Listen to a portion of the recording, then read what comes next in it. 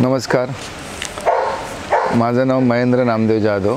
मी घाटकोपरहून आलो आणि मी इथे माधवबागमध्ये ॲडव्हान्स ट्रीटमेंटसाठी आलो। माझ्या एका मित्राला बायपास सर्जरी सांगितलेली, तो पण माझ्यापेक्षा 2-3 वर्ष लहानच आहे।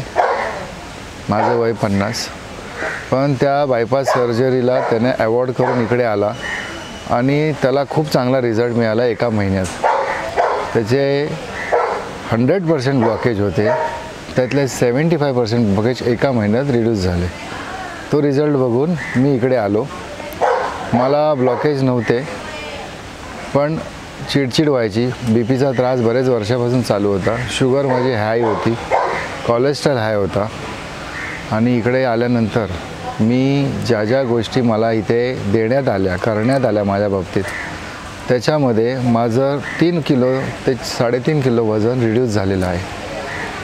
तसाच इथला स्टाफ जो आहे, सुरुवातीपासून शेवटपर्यंत हा स्टाफ एवढा कोऑपरेटिव्ह आहे की तुम्हाला असं वाटणार नाही की तुम्ही हॉस्पिटल ट्रीटमेंट घेता। कोणत्याही स्टाफला काही विचारलं की त्याच्याकडे त्याचं उत्तर रेडी असतं तुमचं। त्याला काही नाही आहे की तुम्हाला काय आजार आहे, पण तो तुम्हाला प्रॉपर गाईड करणार। हा एक सगळ्यात मोठा विषय, खूप रिझनेबल आहे। पंचकर्मामध्ये जी ट्रीटमेंट केली गेली मला, ती ट्रीटमेंट मला तरी अजूनपर्यंत पूर्ण आयुष्यामध्ये कुठे अशा पद्धतीने पंचकर्मा होतो आहे असं मला माहिती नाही। ज्या पद्धतीने मला नाकात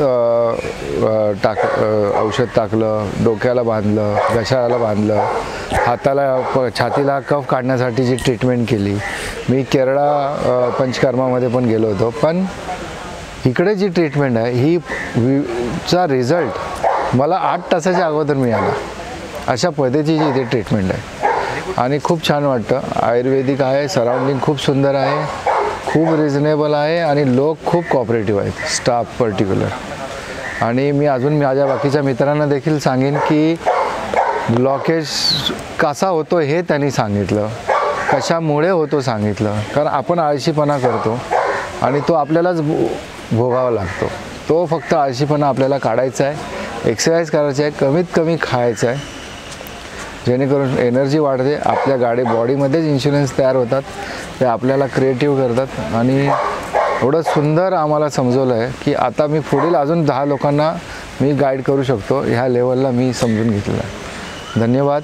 त्याच्यासाठी माधवबागला तुम्हाला रोग असो किंवा नसो, पण तुम्हाला इथला एक वेगळा अनुभव मिळेल आणि तुम्हाला स्वतःला त्याच्या अनुभवाची प्रचिती येईल। Thank you so much. नमस्कार।